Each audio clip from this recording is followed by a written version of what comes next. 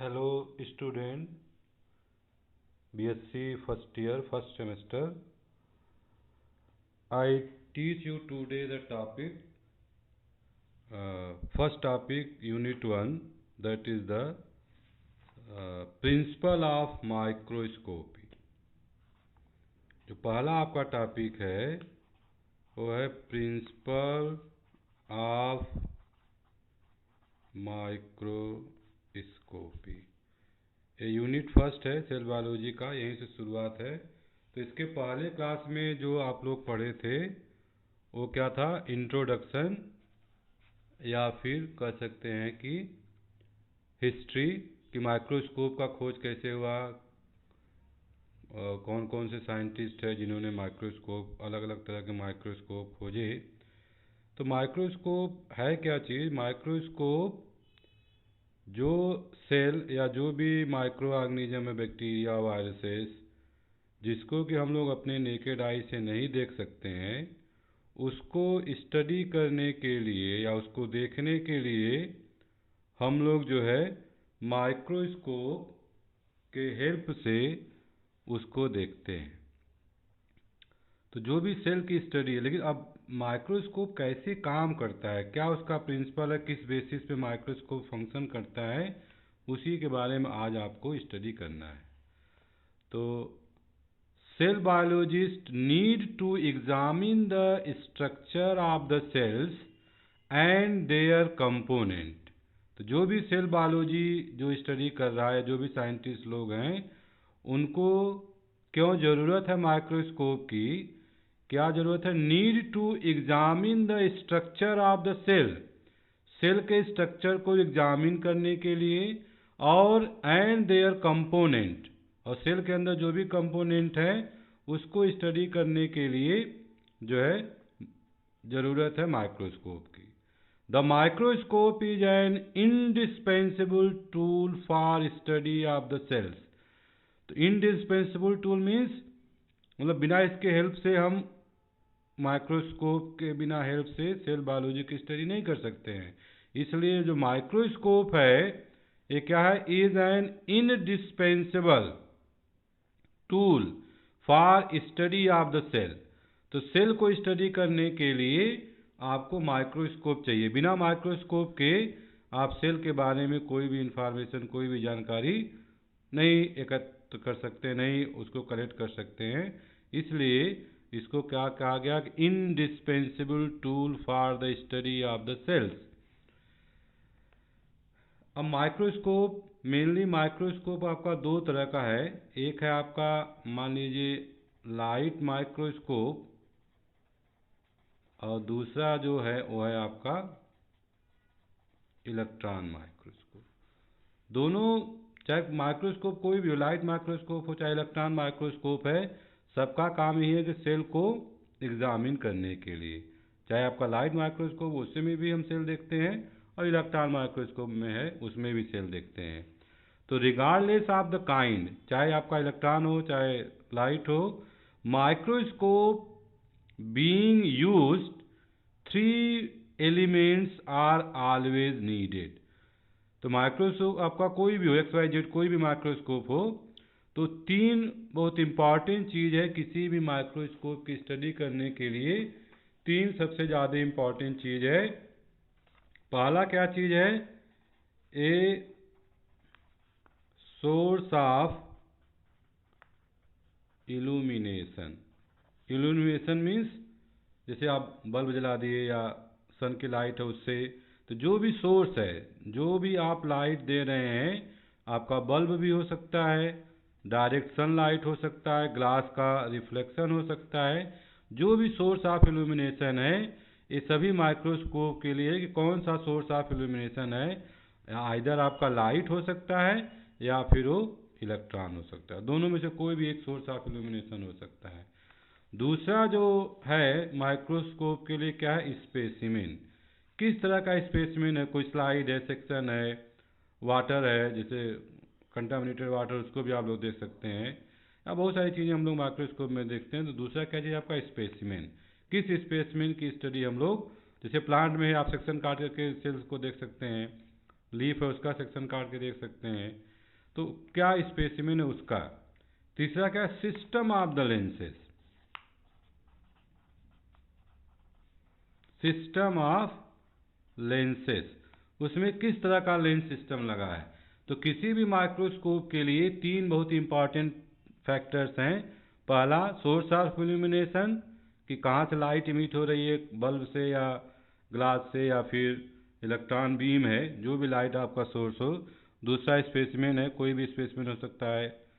और तीसरा क्या है, सिस्टम ऑफ द लेंसेज, उसमें किस तरह के लेंसेज जुड़े हुए हैं।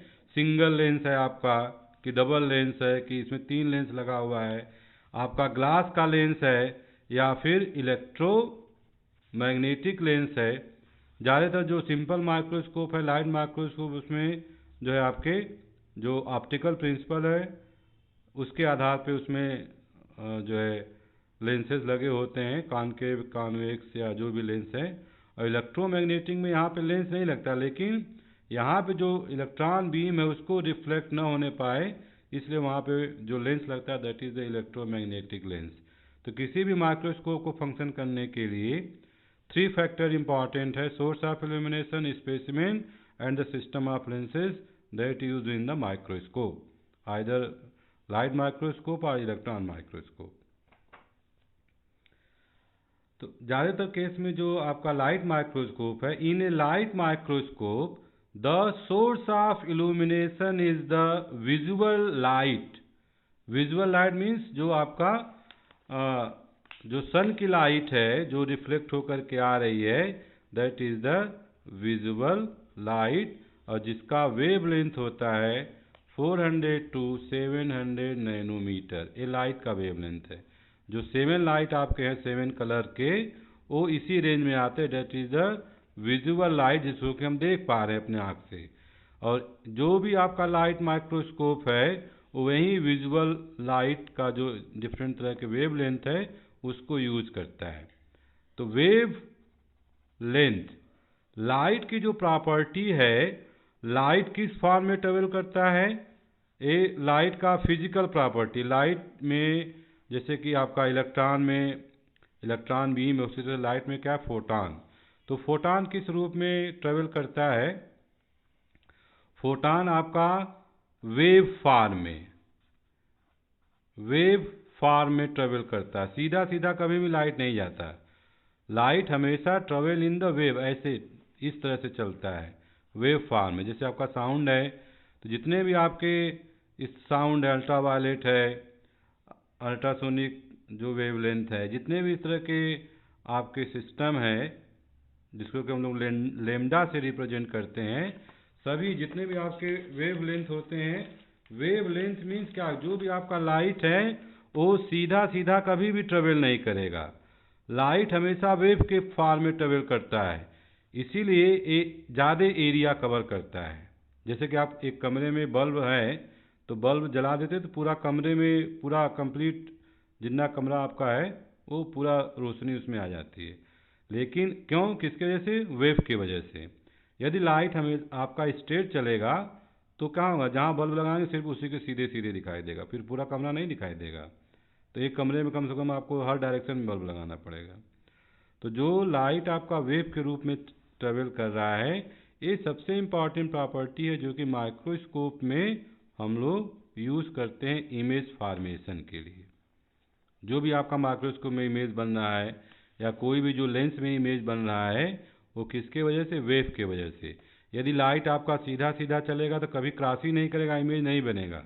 और इमेज तब तक नहीं बनता जैसे दो वेवलेंथ, एक यहाँ से गया एक यहाँ से, यहाँ लेंस है आपका, तो जो जहाँ पे क्रॉस करेगा वहीं पे इमेज बनेगा। और जो वेवलेंथ क्रॉस नहीं कर रहा, जो बाहर ही बाहर निकल जा रहा है पैरेलल लाइट के रूप में, या क्रॉस नहीं कर रहा, वहाँ इमेज नहीं बनेगा। तो जो लाइट की सबसे बेसिक प्रॉपर्टी है कि जो वेवलेंथ में लाइट है, उसी के वजह से, उसी प्रॉपर्टी को यूज़ करके सेल में या सेल का इमेज हम लोग देखते हैं। किसके वजह से, जो इसकी फिजिकल प्रॉपर्टी, एनर्जी जो है लाइट में है उससे नहीं मतलब है, लेकिन जो इसकी फिजिकल प्रॉपर्टी है कि जो लाइट है आपका वो वेव के फॉर्म में ट्रेवल करता है, जिसके वजह से हमको जो भी ऑब्जेक्ट है वो आसानी से जहाँ पे दोनों वेवलेंथ क्रॉस करेगा जिस पॉइंट पे, वहीं पॉइंट पे इमेज का फॉर्मेशन होगा। In a light microscope the source of illumination is visible light, that is the 400 to 700 nanometer, and the lens system consists of a series of glass lenses। तो एक light microscope में जो source of illumination है वो है आपका visual light, और उसके साथ साथ जो माइक्रोस्कोप में कई सारे लेंस लगे हुए हैं, वो लेंस क्या है, सीरीज ऑफ ग्लास लेंसेज हैं। कुछ कुछ डिस्टेंस पे आपका ग्लास लेंस जुड़ा हुआ है, जिससे कि आप जो इमेज देखते हैं माइक्रोस्कोप में ज़्यादा से ज़्यादा बड़ा करके इमेज को देख सकते हैं, क्योंकि वहाँ पे कई सारे ग्लास लेंसेज लगे हैं। The image can be view directly through an eyepiece or focused on a detector. तो जो भी इमेज सीरीज ऑफ लेंसेज से बन रहा है, उसको या तो हम जो सबसे ऊपर माइक्रोस्कोप में जिसमें आप देखते हैं, that is the eyepiece. तो जो भी आपका इमेज आप देख रहे हैं वो किस में देखते हैं, आई पीस में। या इस आई पीस के जगह यदि आपका जैसे आजकल कंप्यूटर है या इस तरह की चीज़ है, या जो है जो डिस्प्ले करते हैं प्रोजेक्टर, वहाँ पे हम उसको प्रोजेक्ट कर सकते हैं, स्लाइड द्वारा उसको दिखा सकते हैं, फ़ोटो खींच करके कैमरा द्वारा। वो क्या होता है, डिटेक्टर कहलाता है। तो जो भी इमेज आपका जो इमेज हम देख रहे हैं माइक्रोस्कोप में, वो या तो आई पीस में या तो डिटेक्टर के रूप में उसको हम देख सकते हैं।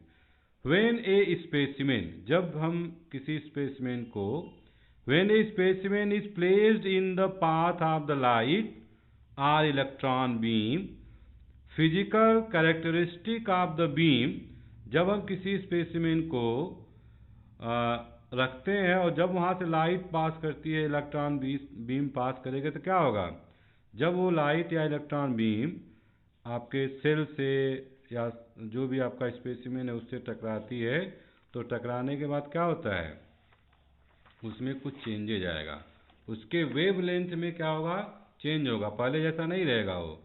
Are change in a way that can be interrupted by the human eye. तो जो उसके वेवलेंथ में चेंज हो रहा है उसी के अकॉर्डिंग कलर आएगा, और उसी को हम लोगों का जो आँख है उसको आसानी से उसको ऑब्जर्व कर सकता है। तो यहाँ पे जो आपका ये है वेवलेंथ का फॉर्म,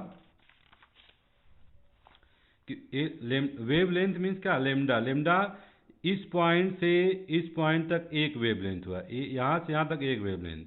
ये है आपका क्रिस्टी कहलाता है, जो ऊपर जा रहा है। तो एक क्रिस्टी और दूसरे क्रिस्टी के बाद जो इंटरवल है, उसी इंटरवल को हम क्या कहते हैं, लेमडा। तो लेमडा आपका किसी में बड़ा हो सकता है, किसी वेवलेंथ का, और किसी लाइट का जो लेमडा है वो शार्टर हो सकता है। तो जितने ही शार्टर वेवलेंथ की लाइट हो, जैसे यहाँ पे ये आपका वेवलेंथ बड़ा दिख रहा है, इसमें ज़्यादा वो गैप है, यहाँ वाला वेवलेंथ देखिए काफ़ी छोटा है, एक और दूसरे के बीच में डिस्टेंस कम है। तो जितना ही वेवलेंथ शॉर्टर होगा उतना ही इमेज आपका बड़ा दिखाई देगा। ये रूल है कि वेवलेंथ जितना ही शॉर्टर होगा, जितना छोटा छोटा वेवलेंथ करेंगे, आगे हम लोग पढ़ेंगे रेजोल्यूशन पावर, उसमें क्लियर है कि जितना ही, चाहे आपका लाइट माइक्रोस्कोप हो चाहे इलेक्ट्रॉन माइक्रोस्कोप है, जितना इसका वेवलेंथ लेसर होगा, कम से कम होगा, इमेज उतना ही आपको बड़ा से बड़ा दिखाई दे सकता है। The wavelength of the illumination, जो भी ऑब्जेक्ट है, जैसे हम आँख आपका है, दैट इज द लेंस, और आँख में हम काली पट्टी बांध दे तो क्या होगा, कुछ दिखाई देगा, नहीं दिखाई देगा। तो उसी तरह से जो आपका लाइट का सोर्स है, जब तक आप माइक्रोस्कोप में लाइट नहीं डालेंगे, कोई भी सेल, कोई भी स्पेसिमेन आपको क्लियरली दिखाई नहीं देगा। The wavelength of the illumination source is an important features of the microscopy. जो वेवलेंथ है वो क्या है, बहुत इंपॉर्टेंट फीचर है माइक्रोस्कोपी का, because it determine the how small an object can be and still be detected. जैसे देखने के लिए आँख तो आपका लेंस हो गया, और जो सोर्स ऑफ इल्यूमिनेशन है, जैसे हम लोगों को रात में मान लो एकदम डार्क अंधेरा तो कुछ नहीं दिखाई दे रहा है, क्योंकि वहाँ पे लाइट कहीं से आ नहीं रही है। तो आँख रहते हुए भी हम लोग देख नहीं पाएंगे क्योंकि लाइट वहाँ पे प्रॉपर नहीं मिल रहा है। तो वेव माइक्रोस्कोप तभी आपका काम करेगा जब उस पर आप कोई इल्यूमिनेशन, कोई लाइट उसके ऊपर डालेंगे, तब आपको स्पेसिमेन दिखाई देगा। जैसे अब वेवलेंथ क्या है, कि कैसे हम समझेंगे कि वेवलेंथ कम होगा या वेवलेंथ ज़्यादा होगा तो इमेज आपका कैसे बनेगा। जैसे if two people hold on to opposite end of the slack rope, जो रस्सी रस्सा हम लोग जो खींचते हैं रस्सा कस्सी में, उस रोप को मान लीजिए दोनों तरफ जो है एंड पे दो लोग पकड़े हुए हैं, ठीक है, और एक आदमी अपना फिक्स किया है, दूसरा आदमी उसको झटका दे रहा है, तो क्या होगा, if two people hold to opposite end of a slack rope, जो भी आपका रस्सी है, and wave the rope with rhythmic up and down motion, एक आदमी पकड़ा है दूसरा आदमी पकड़ा है, तो एक आदमी उसको अप एंड डाउन कर रहा है, तो उसके क्या होगा, एक मोशन क्रिएट होगा, ये वाला मोशन जो आपको यहाँ पर दिखाई दे रहा है। एक आदमी इस एंड में पकड़ा है, दूसरा आदमी इस एंड में पकड़ा है, और इस रस्सी को मान लीजिए रस्सी है, तो इस रस्सी को ये आदमी झटका दे रहा है, तो क्या होगा, ये जो आपका अप डाउन मोशन है ये वेव के फॉर्म में वो रस्सी आपका ट्रेवल करेगा।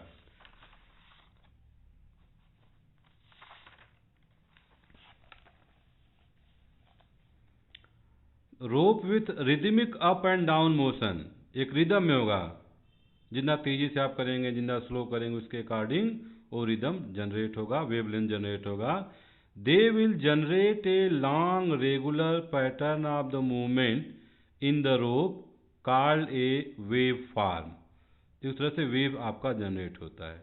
एक तो रस्सी का एग्जाम्पल होगा, दूसरा आप जैसे तालाब है तो उस तालाब में आप कोई पत्थर फेंकते हैं, तो जैसे पत्थर गिर गया तो क्या होगा, अब पानी में भी आपका एक वेव जनरेट होगा, तो वो जो जनरेट है जाते जाते इंड पे वो इंड हो जाता है जहाँ पे उसका मिट्टी है, तो वो भी आपका जैसे पत्थर फेंके पानी में वो भी वेव जनरेट कर रहा है।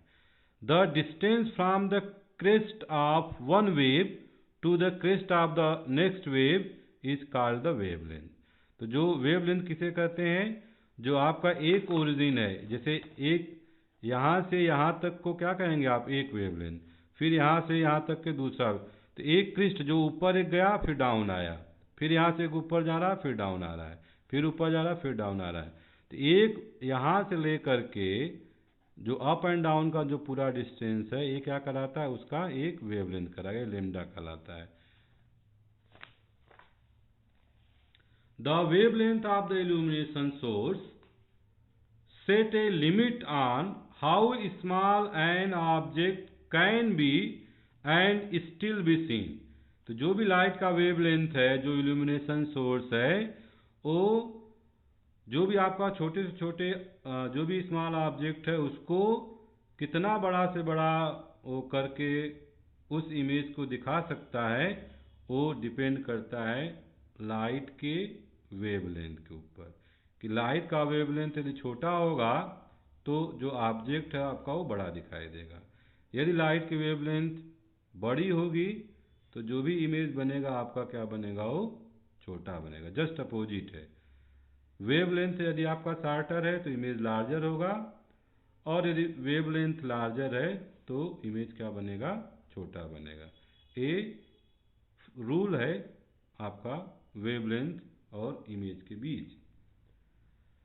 अब ये तो वेवलेंथ की बात है। Microscope work on two principle, जो भी माइक्रोस्कोप है वो दो प्रिंसिपल पे काम करता है। एक है आपका